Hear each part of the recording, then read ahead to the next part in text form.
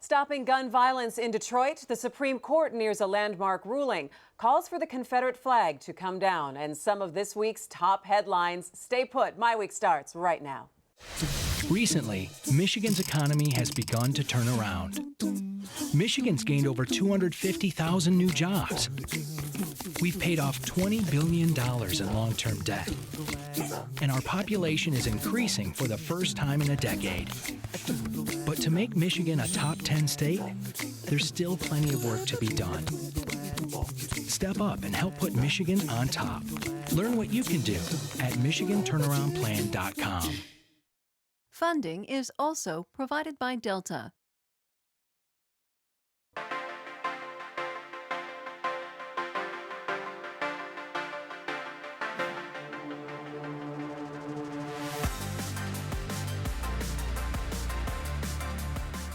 Good evening, and thanks so much for joining us for MiWeek. I'm Christy McDonald. We all look forward to the first day of summer, but unfortunately, it was a violent start to the season in the city of Detroit, with 27 people shot over the weekend.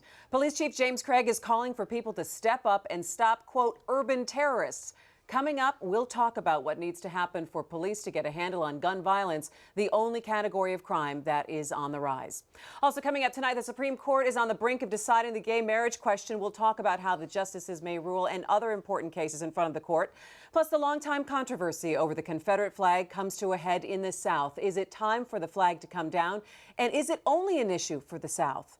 And we'll take a look at the other top headlines this week. It is all coming up for you on MiWeek. But we do begin tonight with Detroit. Last weekend was extremely violent in the city, from a 2-year-old that was killed to 11 people shot and 1 killed at a block party.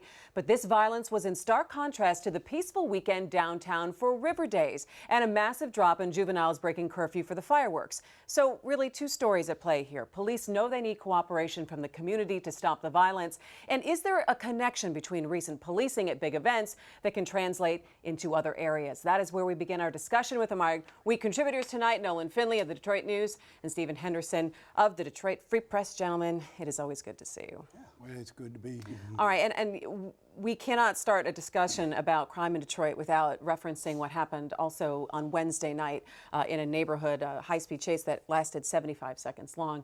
2 kids that were killed and several other injured after that car crash. So this is all, I think, part of a larger discussion of crime in Detroit. Nolan, I'm going to start with you and talking about the gun violence and how police are starting to try to get a handle on this, or are they not?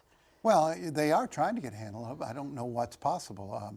They just launched an initiative with Barb McQuaid on making tougher gun laws, tougher penalties for people who commit a crime with a gun, making it a federal offense. I mean, it already is in some cases, but bringing back federal prosecution of gun users in Detroit.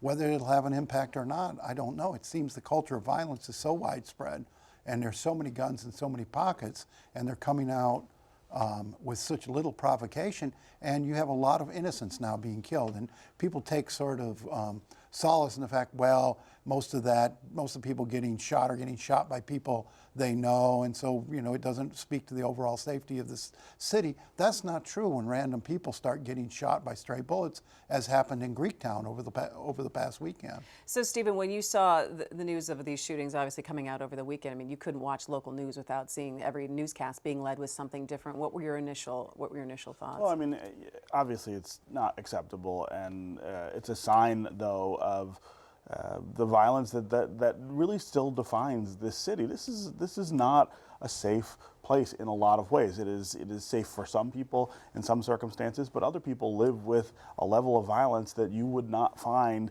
in many other American cities. The cures for this are very difficult and very long term, and things that we don't talk very often about. Putting people in different circumstances, spreading opportunity more evenly across the population. When you create these deep pockets of not just poverty doesn't cause crime, but isolation and hopelessness, I think helps it grow and feeds it. You know, we aren't talking about ways to deal with that, and it's not easy. We always look at the police and say, what are you going to do about it? I think there's a much broader set of constituents who need to be involved in what can they turning do? that around. I mean, Is there any merit at all to this broken windows policing strategy? It seems to work for a while in New York and some other places, but it comes at a cost, and there's some resistance to it. But do we need to start being a little more aggressive and trying to get the guns, away from these kids? I think better gun control is. I'm a big supporter of better gun control. Gun control laws aren't going to get the guns out of these kids. Well, you could say that, but you got to start somewhere, right? I mean, holding gun owners. Today, in 40 years from now, you'd still have this many guns. Holding gun owners responsible, for instance. I mean, most of the guns that you see in the city, if you trace them, they are traced back to a legal sale at some point. Somebody bought that gun at a gun store, and it ended up in the hands of whomever. Stolen or sold or right. whatever. Holding those gun owners responsible is part of the equation. But what about more aggressive apprehensions, shakedowns, looking under coats, looking in belts to see? I think it has worked in other places. It works, and it comes at a cost. Right. And we saw what what those costs are. Look at the cost of the violence. We had. You were getting 2- and 3-year-old children killed out here because you've got idiots out here firing guns at each other. I think what was also struck me in talking about specifically the block party where 11 people were shot was that everything that Chief James Craig has talked about in terms of community policing and making sure his officers are out in neighborhoods and really engaging with the public, so trying to get this level of trust that when they went out there to investigate this, nobody is talking. And I feel that they've been trying to make so many inroads, but then when you get a major scene like this, then people shut down. How can you start to get people talking? Yeah, I don't know. Protect them. You do have to protect them. That's number one. The reason people don't talk is because they fear the criminals more than they trust the police. But for good reason. It's happened over and over in this community where people have stepped up and, they live in these areas. They live in the same areas with the shooters. They're not living here and the shooter's coming in from here. That might be the guy 2 doors down. And too many people in this city have been shot. We've had folks murdered before they could testify. We're not doing a very good job at protecting witnesses. Okay, so let's see, is there any correlation to the good news that came out of downtown and the fact that so many people were downtown enjoying the River Day celebration? We had talked extensively about the curfew and the fact that it had changed and eased up a little bit for juveniles. You didn't have that large amount of kids that were rounded up and arrested for breaking curfew over the weekend. You had a good news story in terms of the community and policing. Is there anything that was done there that can be translated into any kind of neighborhood situation? Who wants to jump in on that? Yeah, I'm not sure. I mean, I think we got lucky on fireworks night to some degree because of the storms and things. I was down there with the crowd on Jefferson. It was a lot thinner this year than it normally is. But people, as you say, people were in good moods. There were lots of young people around, most of them with adults that I saw, and it did work. I don't know how that translates to the neighborhoods. I think it is really a different situation in these neighborhoods where you have deep-seated intergenerational problems that help drive crime and help make crime much more prevalent than it should be. I hesitate to talk about we could do this or we could do that in the short term. Even the kind of aggressive policing, I think, it papers over the deeper problems. We got to start talking about those other things and doing something about it. This was a community effort Monday night at the fireworks. I mean, people did turn out with the intention of helping the police, watch the crowd, giving a good presence. So folks who might have been inclined to trouble were a little more reluctant to start it. And I think it was a success. They had 0 arrests of kids this year. 150 last year, so that was no kids got stuffed into paddy wagons and hauled out of Detroit just for wanting to that was the fireworks. chief's goal. And I think, so you've got to give him credit, you've got to give the community credit. A lot of folks stepped up in the business community and in these community groups. It's a model, I think, for big events. Whether it's a model for every day on the streets is another question, but at some point folks are going to have to either take back their neighborhoods or leave them because they can't live like this. When you talk about aggressive policing and we talk about what just happened about 24 hours ago with this high-speed chase that lasted a minute and 15 seconds, and you end up with 2 children dead, 3 more children in the hospital. Are you going to start to see now calls for, gosh, well, the cops shouldn't have chased these guys? And then this goes to the question of, well, this is what the reports are saying so far, that police saw 2 guys in a car with a semi-automatic weapon, and they went to pull them over. Yeah. Yeah, I mean, the chasing issue is something that we haven't talked much about in this community, but in some other communities they have, and they've stopped police from engaging in these kinds of chases, especially when they go through, neighborhoods, crowded neighborhoods. This is sort of an anomaly too. I mean, think of the last time that something like this happened in Detroit. But again, it gets to that central question. You have 2 guys in a car with a semi-automatic weapon. That's the problem, not the fact that the police decide to do something about it, which is their job. And this time it turned out really badly. But interceding when you see that kind of crime is part of lowering the violence rate. I mean, when you catch somebody before they can do something with a weapon, it's better than after. Nolan, last word on this. Well, and I do think that we have to engage the community more in taking care of their own neighborhoods, but it starts with they have to have some confidence that if they step up and if they raise their hand to help, they're not going to get shot down.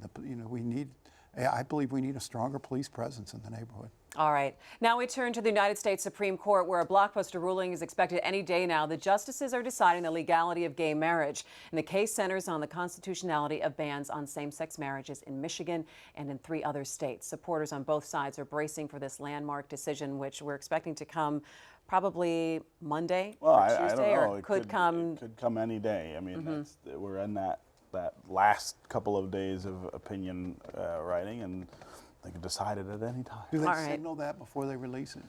Signal what they're doing? Do they say in the morning, well, this afternoon we'll have They've said that Thursday, which we tape in the morning, today, Friday, and maybe Monday are the last days that they're going to release opinions. So. All right. So, thoughts on what's happening Well, I next? think everybody thinks the Supreme Court is going to strike down Michigan's marriage ban and other marriage bans that are, I think this is a 4-state case. There's 4 different cases being consolidated.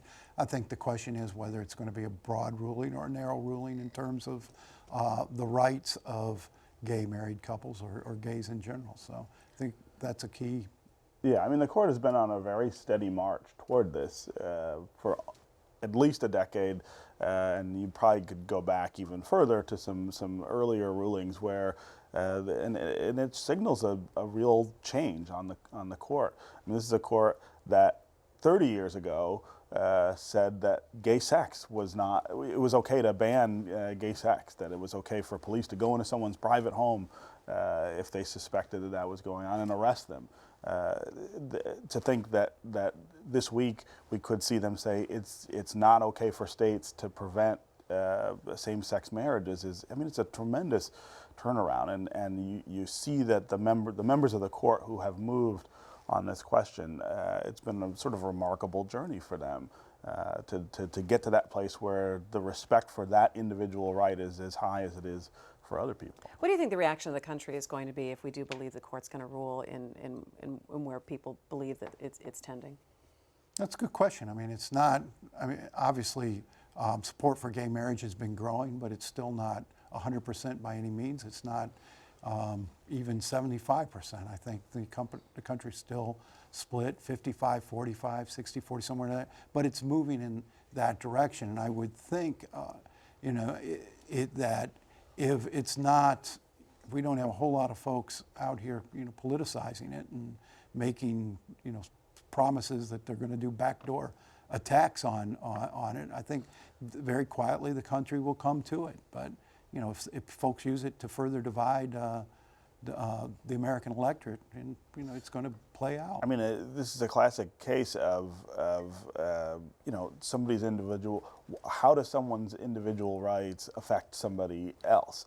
You don't have to get married to someone of the same sex. This doesn't force you to do that. This doesn't force churches to hold weddings to recognize gay marriage inside their churches. It says that 2 people who decide that they want to be married can make that decision on their own in private and have the government respect that choice. I think the question becomes, is this going to be like abortion, where after the court ruled, you still had states trying to limit, trying to get around the ruling? Yeah. I don't know if that's as possible in this case. It seems a simple, I don't know how you put limits on it, but Right. I think that it's a good question whether folks are going to accept this as the final word or keep fighting. All right, and we'll be watching over the next couple of days now. A fierce debate across the country this week over the Confederate flag and its racist connotation. South Carolina's governor is urging lawmakers to remove the flag from the Capitol grounds after the murders of 9 black people in a historic black church last week. It is not just South Carolina. Other states now, Alabama, Mississippi, Virginia, have taken up the question of the Confederate symbol on flags and license plates. Major retailers, Walmart, Sears, are refusing to carry merchandise with the Confederate flag. Is it time for the flag to come down? And even here in Michigan, flag retailers are now not restocking Confederate flags because they can't get them now from the manufacturers. This has really changed the conversation in the last week. And I'm not sure that after the shooting in Charleston, if this is what I anticipated would happen a week later, that this is what the big conversation coming out of that shooting would be. Isn't that a lot easier than having a conversation about what's going on, what the real issue is? But yeah. my problem with this is, and I believe the Confederate flag shouldn't fly over public buildings, south, north, or anywhere. I mean, it's offensive to a good piece of the population, and governments shouldn't willfully do that. And it was a symbol of rebellion, which, the South lost that war. But my issue is, once again, you've got folks saying, piling on here, pretending all of our racism problem is in the South, and it's all embodied in a few symbols. I mean, that's very easy, but it's fairly typical stereotyping of the South. And you might ask, well, why do they cling to these symbols of Southern pride? I think a lot of it has to do, they just want to say, shove it to the rest of the country who are constantly, painting them up as if it was still 1960 down there. So what do you think the conversation really should be about then? Well, I mean, this idea that, gosh, we should have a conversation about race as if we haven't been talking about it for 60 years puzzles me. I mean, we need to, if we're going to say, let's have a conversation Well, maybe about we're race, not having the right conversation Well, about I mean, race. We're that's still an- talking about it for 60 years. then what should that conversation look like? Well, it's gotta- I mean, we talk.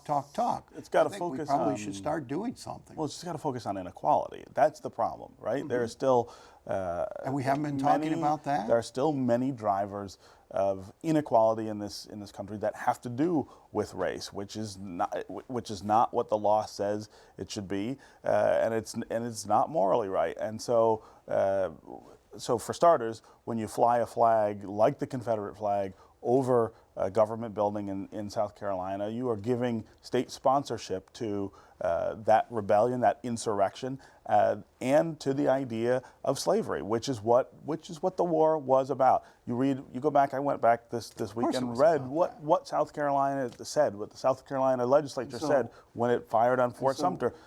Slavery is right up there. And I would say South Carolina's made more progress in the last 50 years than Michigan has. I'm not sure I would say that. And yet, Why would you say that? well, because they've been forced to deal with their segregation issues, and I don't think we ever have here. Not about They've segregation, still had the it's about debate about inequality. the Confederate flag, though, for years. It's about inequality. If Well, you are an you're African gonna think American, that the Confederate flag is the only problem here, again, my point again is you're avoiding the real issue. poverty and lack of opportunity are so much more intense for African Americans in South Carolina than they for are in everybody. states It's a poor like state. Michigan. Michigan's headed that way. And you can't divorce that inequality from its history. That's not by accident. It's But you not can't just by pretend circumstances. it's It's by isolated design. in the regions, Steve. Of course, it's not isolated. I mean, we were loading up buses in Detroit and sending them down to fix the South's problem when we were the most segregated region in the nation. Same thing in Boston. Nobody gets a pass. and, well, no one's saying that. But the smugness of this current debate that, oh gosh, it's those folks down south again. I think is flying- stereotyping a region of the country. They're flying the flag that symbolizes that inequality over government buildings in not just South Carolina, when that flag comes but down, other the places. issues are going to still be there. They're going to be there in Understood. South Carolina. They're going to be there in Michigan. Had that shooting happened in Michigan, you know, it would have been, oh gosh, how terrible and how tragic for the state. And it wouldn't have been, but look how they've lived there for 50 years. We wouldn't have been talking about that. All right, so this is... So we're hung up on this symbol rather than, I think, the basic issue. So this is a national issue then, and you said it's time to stop talking and it's time to start some action. It's time to stop pretending we don't talk about it. We talk about it, talk about it, talk about it. don't do So And what's the every time action? something like this What's happens, the do something then? every time something like this happens, we say, let's have a conversation about race, as if we're not. But we always are. It's not about the symbol, it's about the clinging to the symbol and what that means in a state where racial inequality is still part of the very infrastructure that runs the place. We don't have that flag here, Steve. Could that shooting have happened in Michigan? Of course it could. Of course it could. When it happens... But we wouldn't have attached it to our history here, and I think that's... Because we don't have the same history as South Carolina. We have a racist history in this state. We have a racist history in this country, but the South decided at some point that it was going to leave the Union to preserve... 150 years ago, Steve. The war ended 150 years ago. 40 and 50 years ago, people like my father, born in Mississippi in 1933, were prevented from voting in the South. That's in my life. It's just barely outside of my lifetime. And you're not talking about ancient history. We're talking about recent history in which certain states have been more pernicious about enforcing that racial inequality. And South Carolina is one of them. Over the last 50 years, they've made more progress in the South than they have in other regions of the country. You have two minority governors in the country, both of them in the South, including one in South Carolina. All right, so, okay, I'm going to get back to the question then. What happens next? What's the action? So now we have this national conversation that's come out of something very tragic, and it feels like we do have these conversations that come out of things. So now what's the next step? I would agree with Steve. You got to start addressing the issues of inequality. You got to start fixing the schools. I mean, we can't continue to have so much of the black population trapped in schools that fail, and those are black people and white people who are trapping these kids there. So I mean, you've got to start with figuring out how we're going to give people the skills and the ambition and the hope they need to get out of poverty themselves. If all we're going to do is say, well, we're not going to educate you, we're not going to give you any skills, we're just going to write you a check, you just keep living like that, I think it's the wrong approach. But it does start with a reckoning of that history. And one of the things that's been most disturbing in South Carolina over the last week is to watch members of its legislature, its U.S. senator, its governor apologize for the behavior that enforces this inequality and badly misunderstand their own histories and their own roles in that history. I mean, this perpetual... You can't get to this perpetual punishment of punishment. the South is I think it's punishment. I think it's very convenient for the folks who live outside the South and say, that's all their problem, not our problem. I think they have a problem that they need to reckon. Take a look at the way children are living in Detroit and the opportunities black children have in Detroit. No question. I'd say it's not not acceptable. Lot worse than it's it not is in Charleston. All right, we'll have to leave it there. And finally tonight,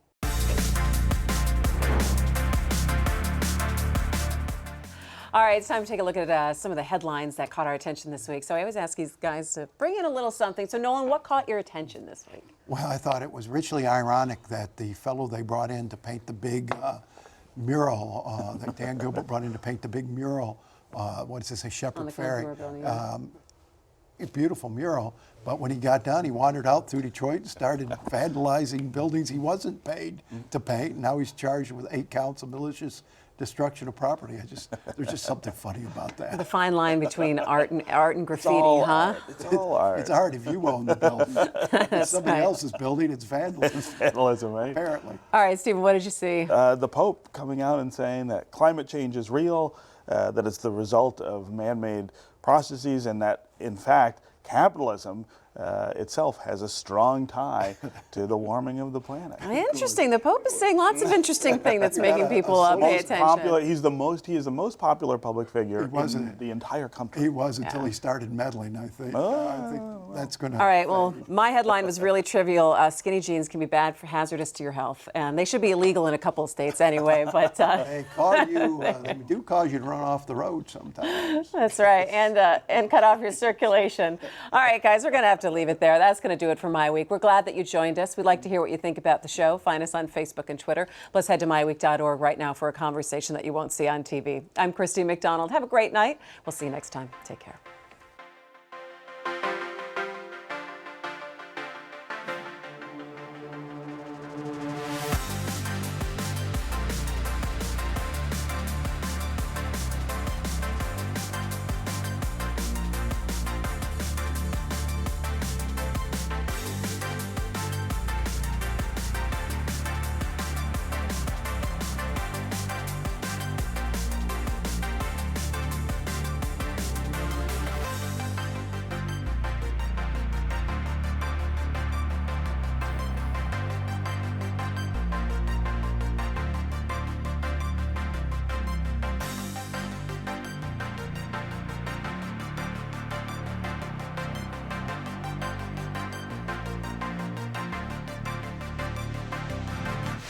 Recently, Michigan's economy has begun to turn around. Michigan's gained over 250,000 new jobs. We've paid off $20 billion in long-term debt. And our population is increasing for the first time in a decade. But to make Michigan a top 10 state, there's still plenty of work to be done. Step up and help put Michigan on top. Learn what you can do at MichiganTurnaroundPlan.com. Funding is also provided by Delta,